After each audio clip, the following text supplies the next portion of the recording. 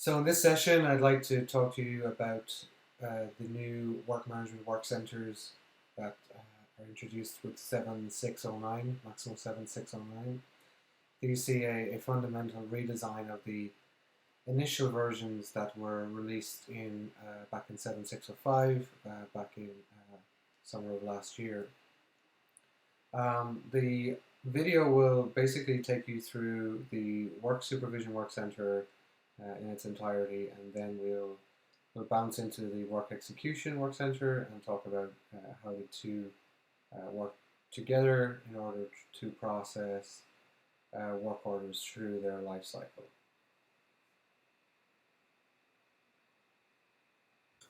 So this is our overview page for the work supervision work center. As you can see, there are 4 panels across the screen. Approve work, and this is work that's waiting for approval.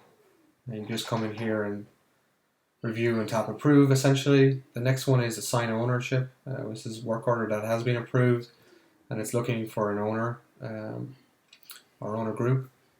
The third one is monitor work. So this is work that's post approval and has an owner that you just want to keep an eye on as your guys are working on it. And finally, close work. So this is work that's been completed by the technician and that you just want to come in here and review and close if required. Some other key aspects on the left hand side, you'll see the left hand nav.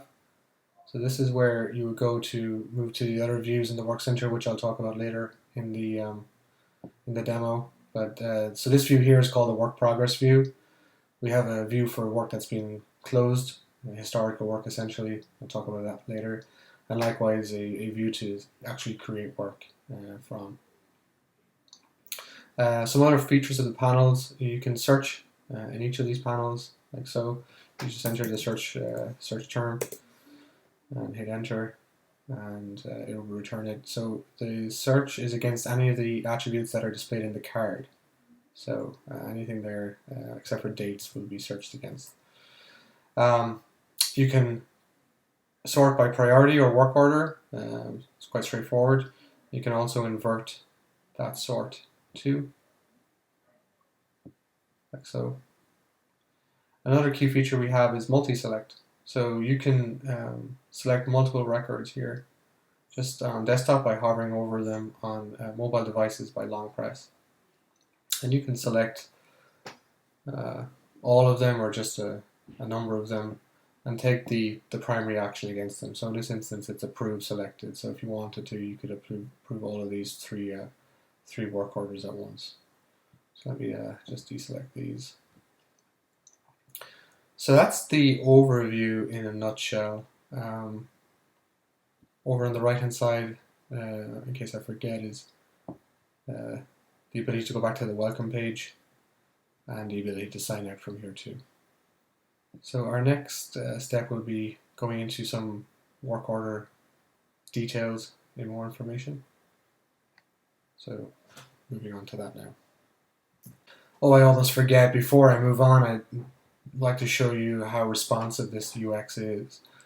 So let me just demonstrate how this looks on a smaller device. So you see on an iPad Pro here how this would reformat. So you would just swipe through it. This is in portrait mode. Obviously it would collapse into a much more consumable format on landscape mode too. Let's take a look on an iPhone 6 Plus, how it might look here. So again, it's really responsive here, and you just basically swipe through the various panels like so. So it's a very responsive, and the card-based UI really suits mobile devices really nicely. So let's dive into some of these work orders to see how you can access more details and perform more actions against them. So let's go in here. So across the top you'll see tabs to access more information. So this is the details tab. You can go into plans, comments, attachments, reported work. The primary action is also available on the top here. So in the approve column, the approve action is primary, so you can take the action from here. Across the top then is the work type and the work order number. You see here that there are two chevrons. This is basically enabling you to tap on these to move to the next work order in the queue, like so. We have the description across the top here. These are fully editable, like so.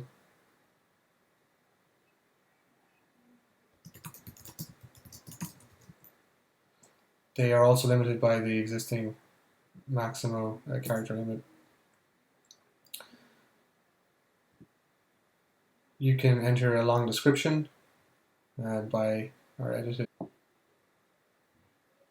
like so. You just enter a long description here, etc. You have rich text editing capabilities, editing bold, italics, underline, color, formatting, and so on. So you might notice one key feature here is that what it would have been field in the old UI are now tiles, are represented as tiles. So these are much more touch friendly. And so for the supervisor, they can edit each of these. So for status, for example, you can tap on the edit icon, like so. Let's leave that waiting on approval for now. You can change the priority. Again, we have a number picker here to do so. So let's move this to priority 1. You can change the asset or location. Again, we have type ahead. So HVAC. It gives you a list of options. Alternatively, you can use type ahead, which will bring up a list of assets for you to select from. Likewise for locations. If there's relationships between the assets and locations, obviously they're reflected in the UI too. You can change the work type. The edit icon appears in desktop on hover, but on mobile devices it'll be displayed continuously. Work order is the same. You can select the parent work order. Originating record, if this has an originating record, like a service request, for example, this information is displayed here too. You have the record class and the description of the originating record. Asset up is just an indicator to say whether the asset is up or down, and obviously the location of the site is displayed here too. We have some scheduling information, but before we move to that, you'll notice each of these sections have chevrons. So this is to enable users to quickly access them on mobile devices, so they can collapse them if they so wish to. The dates, you can enter the dates with our date time picker if you wish, like so. And the time is localized.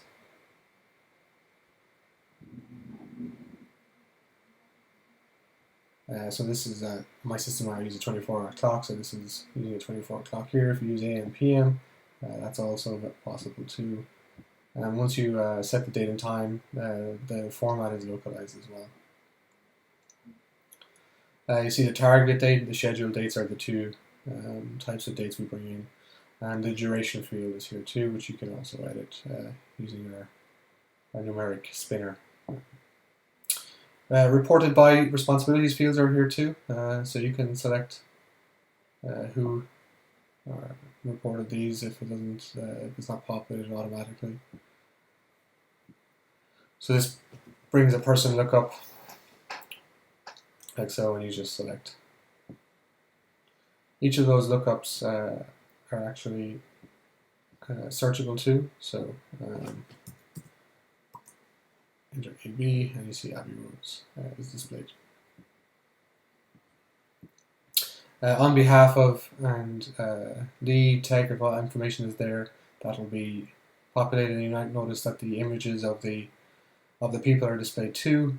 This is a nice little UI feature that we hope to to build on moving forward. I'm going to leave owner, group, and owner free for now because we're going into that more information when we get to the find owner panel. And supervisor is there too. So you're only seeing this is because the records in the UI are only displaying where you are the supervisor. So it's only records where you are the named supervisor that appear in your work center. Another nice feature here we have is opening work order tracking on certain key features. So if failure reporting is there, report downtime, GL account, and the fourth tile which is missing here is meters. So if the asset location has a meter, a tile will appear here, so you can launch the intermeter readings function on Maximo Classic. So this looks like so. You want to enter failure reporting, you hit open. It'll open work order tracking on the relevant UI. Just waiting for this to load. I'm on a QA instance, so performance is not great at the moment.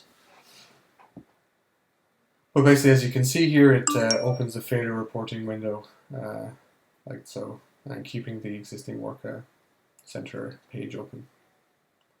So that's a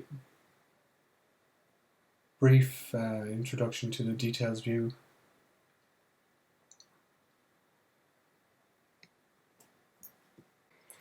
So next, moving on to plans. We open the plans tab. And you see here you can add plan tasks, labor, and items and materials. So we'll start with tasks. So to add a task, you can tap the add button like so. This generates a new card. So we'll enter a task description like so. And similar to Maximo Classic, you can enter some key information here. Now it's quite a streamlined version of what the task looks like. In Classic today, we only take out key attributes that we think will make sense for most of our customers. So again, they can select an owner or an owner group. So they can indicate what status the task should be created on. They can enter an estimated duration, like so. Select whether to have the task inherit the work order status, and add a long description. If so long description here. Task. And hit done. And then to simply save the task, they hit the save button, or they can choose to delete. So they hit save. You see here task 30 is saved. Like so. So it's pretty easy and straightforward to create the tasks. Moving on to labor. So this is where you can enter your labor requirements. Again, we don't at this release anyway enable the ability to specify individual labors, but rather we can let the supervisors select the crafts that they require for the job. So they can select the craft, first class, how many hours you need it for, and how many. So if they wanted to, they can specify the specific task they're needed for. And again, tap, hit save. The X up here enables them to reset it to the last saved value, but because this is the new card, it will in fact delete it, so we're not going to do that. I'm just going to hit save here.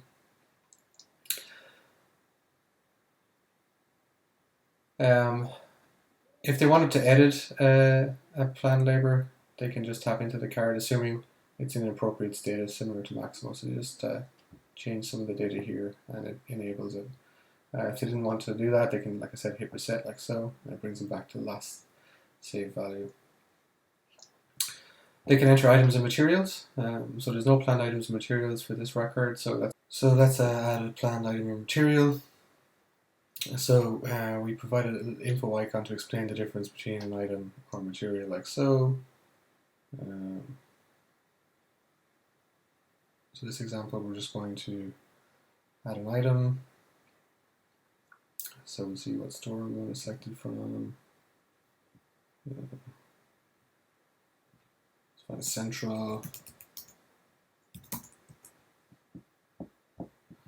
So obviously there's a symbiotic relationship between the items and materials. You can only select items that are in storeroom and vice versa. So for this release, we only support planned items from the default default site. So you can't change the site right now. We'll work on that. So let's set it for some date in the future. And everything's there. Back. All the required details are in. So let's hit save. And there it is. The planned item is saved.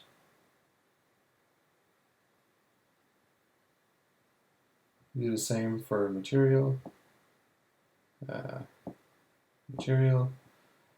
A test material is required. Add a quantity. You can add an order unit or specify a task. Enter the unit costs. And again, the required date will put it sometime in the future. So hit save. And your planned material is saved. So quite straightforward.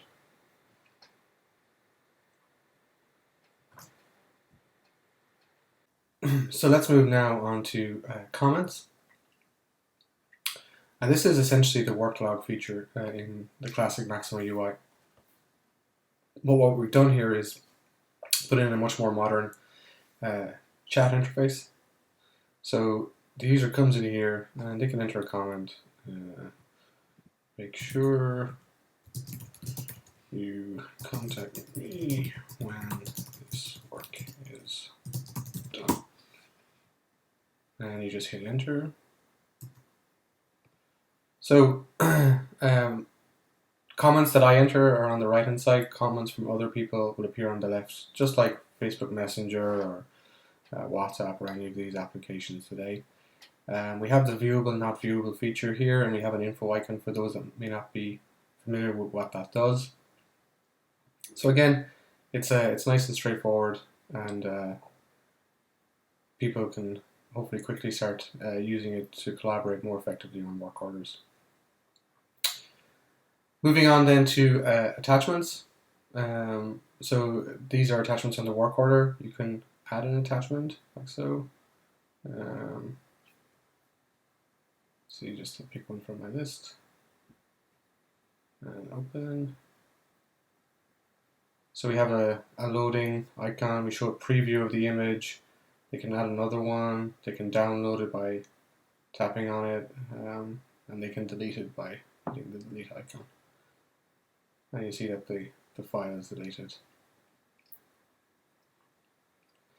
And finally then, reported work. So this is for work that's been reported by your technicians on the job. So labor entries would appear here in the time section, and items and materials would appear here.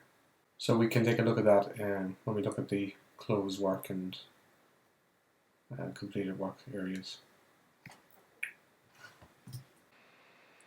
So take you back to the overview page here, where we'll show you the life cycle of a typical work order from left to right, from approved through to closed work. So we'll concentrate on this one here: relocate guard rails across or around compressor. So typically the supervisor will come in here if there's enough information for him to make a decision on the work order as to whether or not it's can be approved or not from here. He can do so. Alternatively, you can drill into the details and approve from there. Let's assume he's going to approve from here. So he taps approve. The work order 1000 is approved. So there's the undo function. You can quickly stop it if he has made a mistake. It moves to the assign owner column. So from here, then he may want to select an owner. So he taps select owner. He can decide whether to find an owner or an owner group. So we'll assume he just wants an owner for it.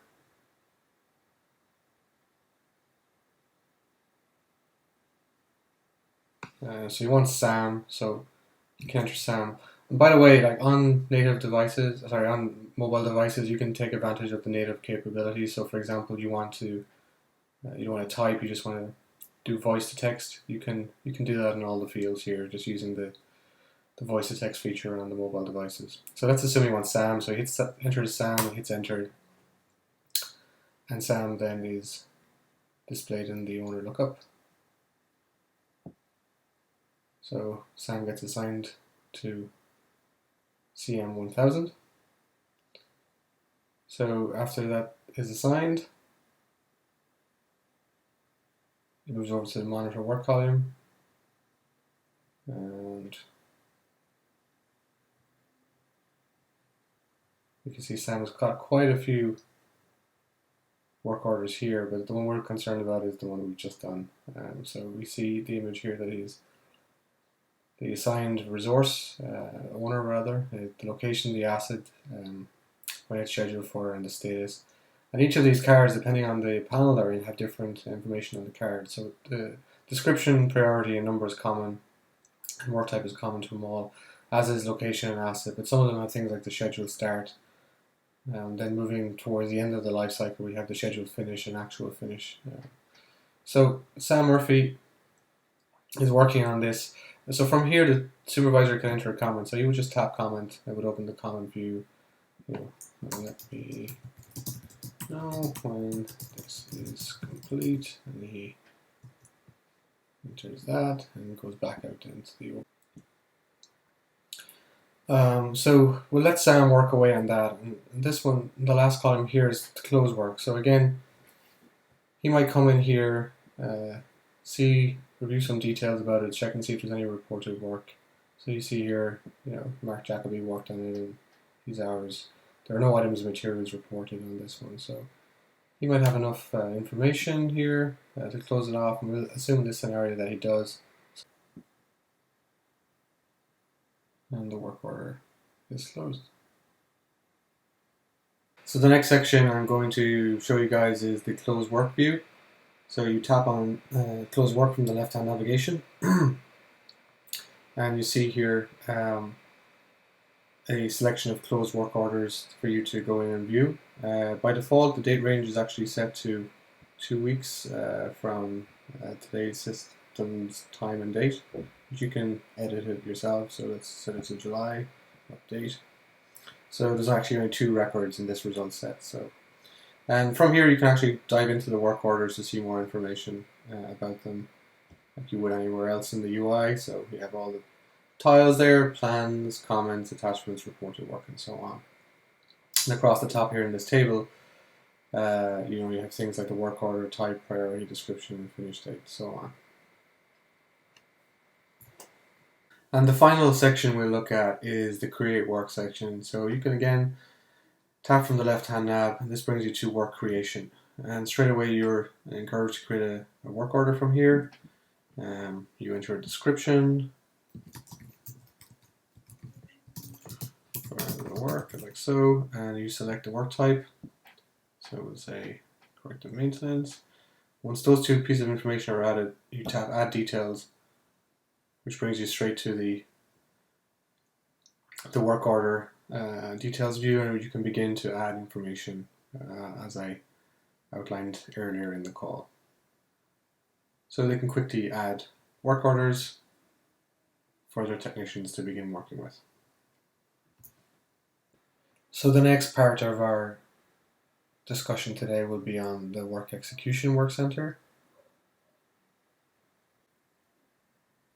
So the work execution work center looks like this. As you can see, all the work orders that where this user is the owner will appear in his view. If there are overdue work orders, this is the first place you'll come to. They're all listed here. We have some upfront information about each of the work orders, such as the description, work type and work number, the status, asset location, and the time and date they're due to start at. We also have the image description and the priority over here to the right of the card. We also have other tabs across the top, so work orders that are due to start today are in the today column, tomorrow, and the 3 to 5 days after that are there. We have a completed section, so this is work orders that are completed, will appear in the completed. And all basically is all work orders, regardless of the start time and date. So, if a quirk you might notice is that the count here doesn't add up to the count in all, and that's because certain work orders may not have a scheduled time or date start specified, and so they won't be picked up by the filters, but they will be picked up by the all filter. We have the search feature obviously as well, so they can search across any of the attributes that are displayed in the card, like so. And you can clear that search. We have some sorting here. It's quite simple at the moment. Schedule start, status, work order, and priority, and you can invert that start as well. So let's look at how responsive it actually is. So I'll open up my simulator. So as you see here on a iPhone 6 Plus, all the cards are stacked on top of the other. Again, it makes for a nice layout across the top to get to the various filters. So on. So let's take a look and see what it looks like on a iPad Pro. Again, so the work orders are stacked like so.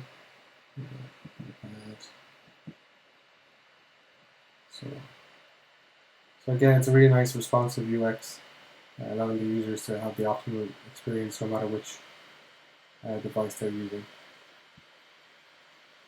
Okay. So the next part I'll show you is the start-stop timer. So we encourage the, well actually before I get into that, I want to show you how the details look.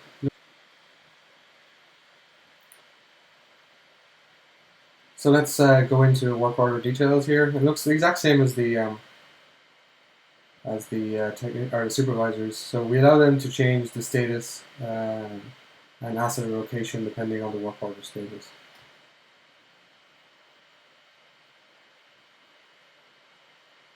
Work type and asset up are there. Site scheduling information and who reported it, etc. So we only display the information they need to know about. So if data doesn't exist for an attribute, we don't display it here, except for asset or location, which may be blank and this technician may want to update themselves. Likewise for plans, they can see the tasks that they need to complete, and they can quickly close them, complete them rather. If there's a long description, this will be enabled in blue and they can tap to view the long description, otherwise it's grayed out. Items and materials then contains a full list of items and materials they need to pick up for their work. So we have the storeroom information, filter part of the year, which obviously is the description and so on. Any comments are visible here, and again they can enter comments. Likewise, work order attachments are visible, and they can add them exactly like we can on the supervisor work center. So to begin their work, they basically hit start, like so, and then asks them to confirm the actual work type, so they can select, waiting for materials, travel time, actual work time, and start. So this is based on the work type attribute in Maximo. So the work order, and it shows is report work or stop. So basically the report work means that they can enter their time or materials from here, but we encourage them to use the stop timer. So if they hit stop and they want to stop only, they can just confirm the time like so.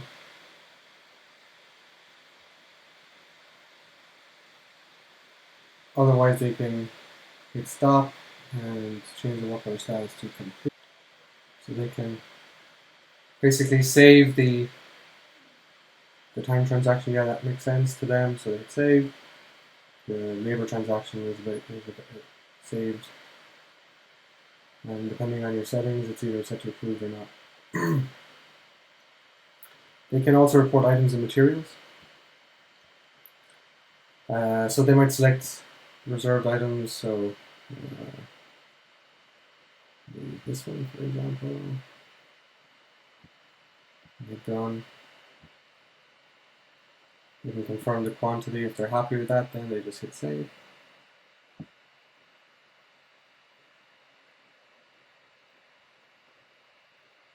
If there are multiple items, both cards appear in edit status, and they have to hit save on both of them just to confirm the amounts.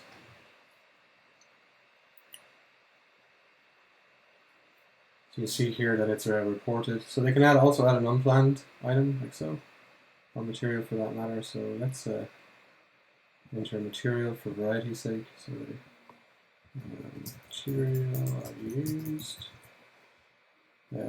specify unit cost, and quantity. You can assign a task to it if they want. So this was issued. So they can also specify to issue or return.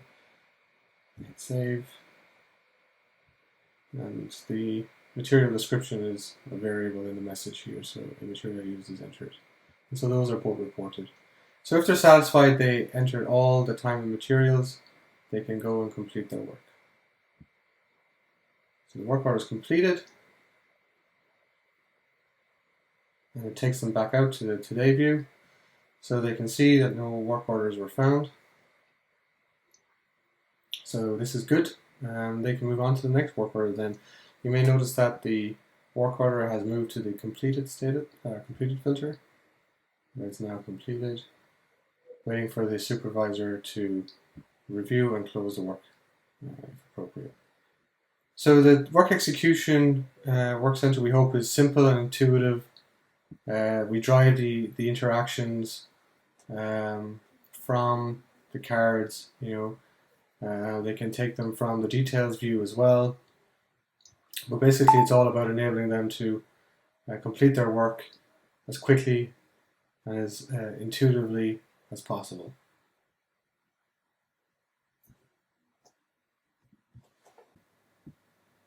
So hopefully you've learned a lot about our new work centers and the direction we're going with our designs.